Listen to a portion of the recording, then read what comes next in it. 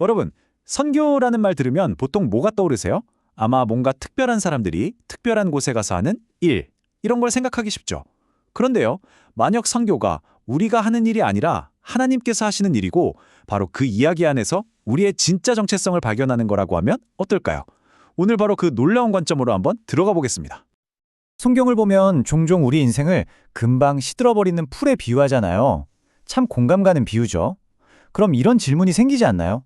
이렇게 잠깐 있다 사라질 삶 속에서 도대체 우리는 어떻게 영원히 남을 진짜 의미를 찾을 수 있을까요? 이 질문에 대한 답을 찾아가기 위해서 오늘은 총 5단계로 이야기를 풀어볼 거예요. 먼저 우리 삶의 유한함에서 시작해서 영원한 해답을 찾아볼 거고요. 그리고 최초의 선교사라는 개념을 통해 우리의 새로운 정체성을 발견하고 마지막엔 세상을 향한 하나님의 위대한 전략까지 함께 살펴보겠습니다. 자, 그럼 바로 시작해볼까요? 우리 모두가 느끼는 거잖아요. 인생은 짧고 때로는 뚜렷한 목적 없이 흘러가는 것 같고, 그래서 다들 이 잠시뿐인 세상 속에서 뭔가 영원한 것, 변치 않는 것을 찾아 헤매는 거겠죠. 그럼 그 영원한 의미 어디서 찾을 수 있을까요? 해답은 인간의 지혜나 복잡한 철학에 있는 게 아니라고 합니다. 바로 우리를 만드신 창조주의 계획, 그분의 영원한 말씀 속에서만 진짜 우리 자신을 찾을 수 있다는 거죠. 자, 그렇다면 이 영원한 말씀, 궁극적인 기쁜 소식이라는 게 대체 뭘까요? 그 대답은요, 놀랍도록 단순하면서도 또 굉장히 심오합니다. 바로 이 부분에서 아주 중요한 생각의 전환이 필요해요. 복음, 즉 기쁜 소식은 예수님에 관한 어떤 정보나 교리가 아니라는 겁니다. 예수님 자신이 메시지 그 자체라는 거죠. 성경 전체가 계속해서 예고했던 바로 그 기쁜 소식이 인격으로 이 땅에 오신 거예요. 그러니까 진짜 핵심은 이거예요. 복음은 그냥 좋은 개념이 아니라 우리에게 진짜 평화와 자유를 가져다 주시는 예수님의 오심, 그 사건 자체라는 겁니다.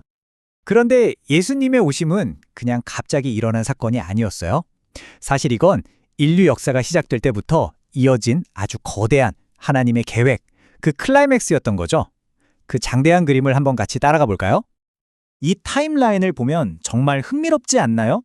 아브라함에게 하신 약속부터 시작해서 수천 년에 걸쳐서 하나님의 선교가 어떻게 펼쳐지는지 한눈에 보이죠.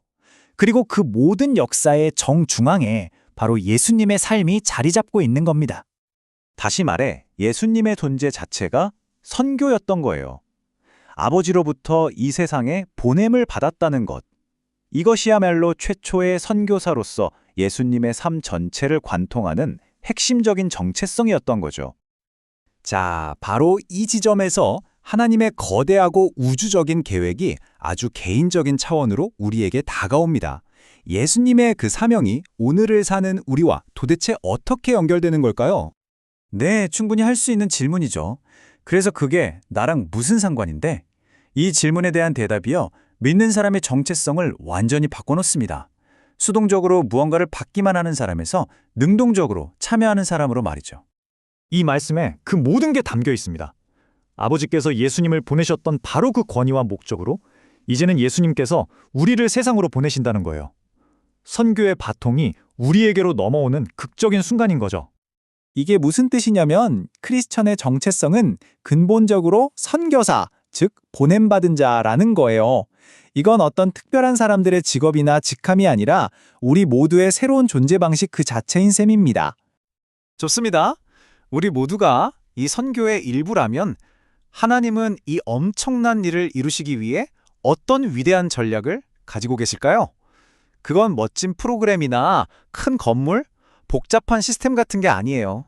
하나님의 전략은 놀랍도록 단순합니다. 바로 사람입니다. 복음으로 삶이 완전히 뒤바뀐 한 사람, 그 사람의 삶을 통해서 세상이 잃어버렸던 하나님의 이름이 다시 드러나고 그분께 영광이 돌아가는 것.